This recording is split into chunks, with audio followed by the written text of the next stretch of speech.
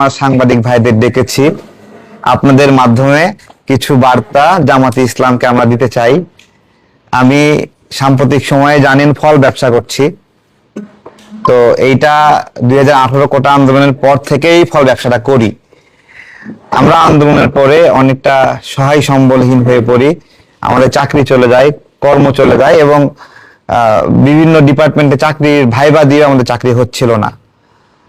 বিশেষত পুলিশ ডিপার্টমেন্টে আমার ভাইবা আছে, Bakhrabad gas company, petro Bangla, বিভিন্ন সেক্টরে আমি নিজেই ভাইবা দিয়েছিলাম। তো সেই পরিস্থিতিতে আমরা বেছে নেই যে বাঁচতে তো হবে, পেটে ক্ষুধা লাগলে যা করতে হবে। তো তার মধ্যে আমার এই ফল ব্যবসাটা অন্যতম ব্যবসা ছিল। এটা বছরের পরে বছর আমি করে যাচ্ছি সিজনাল ব্যবসা। এক সিজনে ফল ব্যবসা করে পরের কয়েক মাস আমি বসে খেতে পারি, আমার রাজনৈতিক কার্যক্রম করতে পারি সেইটা। তো সেই জায়গাতে বিগত সময়ে এরকম করে আঘাত আসেনি। গত বছর আমি প্রথম ফেস করি যে আমার প্রচুর ফেক অর্ডার কেন আসছে।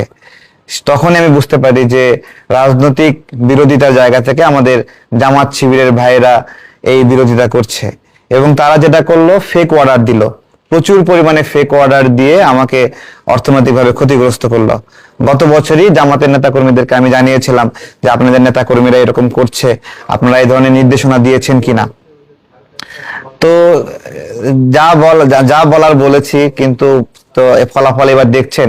এবার তারা যেটা শুরু করছে যে প্রচুর পরিমাণে ফেক ফেসবুক পোস্ট দিচ্ছে এবং একটা পচা আমের ঝুড়ির পোস্ট নিয়ে জামাতের অনেক ধরনের নেতাকর্মী তারা ওইভাবে পোস্ট দিচ্ছে যে সে আমার কাছ থেকে এই আমটা কিনেছে এবং এই আমটা পচা পড়েছে।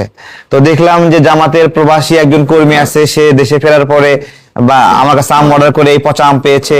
এই সেম আম অর্ডার করেছে আবার জামাতের এক ইমাম, এই সেম আম অর্ডার করেছে শিবিরের এক কর্মী, এই সেম আম অর্ডার করেছে একটা জেলা শাখার সভাপতি। এরকম ভাবে আপনারা দেখেছেন যে ফেসবুক পোস্ট যারা করেছে এদের সবাই জামাত শিবিরের এবং একই আমের ছবি নিয়ে তারা সবাই পোস্ট করছে এবং সেই ছবিটা পোস্ট করছে আপনার আমের যে প্যাকেজ ঝুড়ি, সেটা কাগজের একটা বক্স।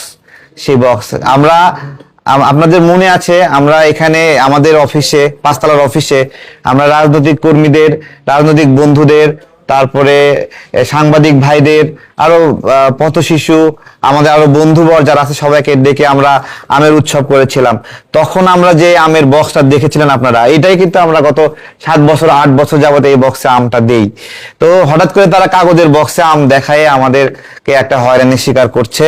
তো আমরা ছোট একটা সংগঠন, এত বড় চাপ নেওয়ার সক্ষমতা আমাদের নাই, এত বড় ক্ষতি সক্ষমতা নাই আমাদের। এখন যেটা হচ্ছে, ধরেন 10টা যদি অর্ডারের পোস্ট আসে আমাদের হোয়াটসঅ্যাপে, 10টার মধ্যে 7টাই এরকম আসতেছে আপনি তো পচা আম দেন। তো এইরকম ভাবে একটা বিষয় ভাই, ফল আমি যেটা দিই এটাও পচে এবং সেই পচার রংটা ওনারা যে পোস্টটা করতেছে সেটা রঙের মতোই রং। একটা আম যখন পাঠাই 3 দিন 4 দিন 5 দিন পরে এই আমটা যদি কেউ রিসিভ না করে, এর পরবর্তীতে এটা খুললে এটা ভয়ঙ্কর বিভৎস একটা রূপ। আমাদের পাঠানো আমই এরকম হয়। গতকালকেও একজন আম রিসিভ করেনি, সে আমটা আমাদের অফিসে ফেরত আসছে, এটা গন্ধে আমরা থাকতে পারছিলাম না, আমার পাঠানো আম। তো সুতরাং আমাদের পাঠানো আমও পচতে পারে। আমি তো প্লাস্টিক পাঠাইনি, বদনা পাঠায়নি, অথবা টর্চ লাইট পাঠায়নি, অথবা আপনার হলো নেল কাটার পাঠায়নি যেটা 7 দিন 10 দিন পরে থাকলেও নষ্ট হবে না। ফল তো পচবেই। ফল পচবে না একটা কাজ করলে, সেটা হলো এর ভিতরে যদি কেমিক্যাল দেওয়া হয়, ফল নষ্ট না হওয়ার কেমিক্যাল দেওয়া হয়, তাহলে সেটা পচবে না। তো আমরা তো আমাদের কাছ থেকে আমটা তো সবাই কিনছে যে সবাই তার সন্তানের জন্য নিরাপদ ফল চাই, বিশুদ্ধ ফল চাই এবং আমরা যেন কোনো মেডিসিন না দিই এরকম ফল চাই। তাহলে আমরা মেডিসিন ছাড়া যে ফলটা পাঠাচ্ছি, শুধু আমি না, আমরা অনলাইনে আরো যারা পাঠাই, ভাই আমাদের আমগুলো ওই রকম ভাবে দোকানের আমের মতো যদি রঙিন প্রত্যাশা করেন যে এটা অনেক হলুদ হবে, অনেক সুন্দর হবে, হ্যাঁ, এইরকম না। আমরা ছবিতে যেটা দেখাচ্ছি, সত্য কথা স্বীকার করতে সমস্যা নাই, ছবিতে একটু সুন্দর আমটাই আমরা দিয়ে পোস্ট করি মানুষকে আকৃষ্ট করার জন্য, এটা দিয়ে পোস্ট করি। তারপরে ওই আমটাই যখন আবার পাঠাচ্ছি, তখন যাইতে যাইতে 3 দিনে বক্সের মধ্যে গড়াগড়ি খাই, ইচ্ছা মতো কুরিয়ার সার্ভিসের লোকেরা ছুঁড়ে ফেলে দেয়। এরকম বিভিন্ন কারণে এই আমের রংটা আগের মতো থাকে না। ফলে গ্রাহক যেটা পাচ্ছে এবং আমরা যেটা দেখা যায় একটা পার্থক্য হয়। কিন্তু তার মানে এই না আমরা ইচ্ছাকৃতভাবে জামাত শিবির যেটা দেখাচ্ছে পচা আমটা, এই পচা আমটা আমরা পাঠাচ্ছি। ঠিক আছে, আমরা আজকে এখানে বলছি, আমরা বলতে বলতে আজকে বলে একদিনে ক্ষতি করতে পারতাম যে গত বছর জামাতকে কোন অনলাইন ইনফ্লুয়েন্সার আম সাপ্লাই দিয়েছে, জিজ্ঞাসা করছি। তার নামটাকে আমার প্রকাশ করে দেওয়া উচিত।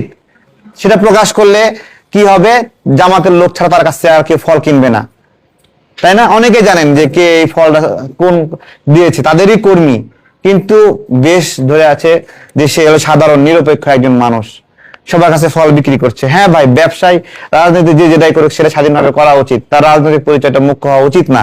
কিন্তু আপনারা যেভাবে আমাকে এক্সপ্লোর করছেন, যেভাবে হ্যাঁ পচা আম আমি দিয়েছি, আমার আম পচতে পারে কিন্তু ওই আমগুলো আমার না। আমি এটা আমার জায়গা থেকে স্বীকার করছি যে আমার ফল পচতে পারে। আমি প্লাস্টিক পণ্য পাঠাই না, আমি শুকনা খাবার পাঠাই না, এটা একটা পচনশীল জিনিস পাঠাই। 4 দিনের মাথায় 5 দিন আম গ্রহণ না করলে এটা 12টা বেজে যায়। তো এটাই আর কি, আপনাদের ডাকছিলাম এইটুকুই বলার জন্য যে তারা সবচেয়ে বেশি খারাপটা কাজ করছে, গালিগালাজ করছে, তারা প্রচুর গালিগালাজ করছে এবং একবারে 14 গোষ্ঠী উদ্ধার করছে। আমি জানি না কেন গালিগালাজ করতেছে, আমার কাস্টমার না কিছু না, গালিগালাজ।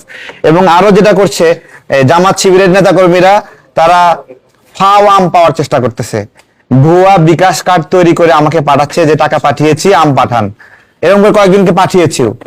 এই যে টাকা পে না করে আম পাওয়ার ইচ্ছা, এইভাবে আপনারা আম খেতে চাবেন কেন? আপনারা কি গরিব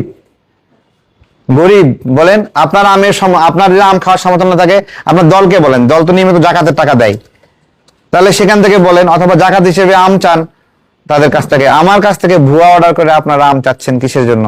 আমার কাছ থেকে ফেক বিকাশের পেমেন্ট দিয়ে আম চাচ্ছেন। তো এই বিষয়গুলোই আপনাদের মাধ্যমে আজকে জানালাম। জামাতের যদি মিনিমাম কার্টেসি থাকে, সৌজন্যতা বোধ থাকে, ভদ্রতা থাকে, তাহলে তারা এই জায়গায় আমাদের আহ্বান এগুলো আর করবে না। কারণ আমরা দেখেন সাধারণ মানুষ চেনে না, আমরা কিন্তু এক্সপ্লোর করে দিতে পারি যে জামাত শিবিরের কারা। এই বাংলাদেশে খুব সীমিত সংখ্যক মানুষ জামাত শিবিরের সমর্থক, খুব সীমিত সংখ্যক মানুষ। এবং ওই সেলাররা যদি জেনে যায়, ওই বিসমিল্লাহ আলহামদুলিল্লাহ সুবহানাল্লাহ আহ উহ বইলা আম বিক্রি করা, ভাই এগুলো আমরা করতে পারি না ভাই, এটা আমাদের পক্ষে করা সম্ভব না। ঠিক আছে, গাছ থেকে একটা পাকা পারা আম, ওই আম জীবনেও মিষ্টি হয় না।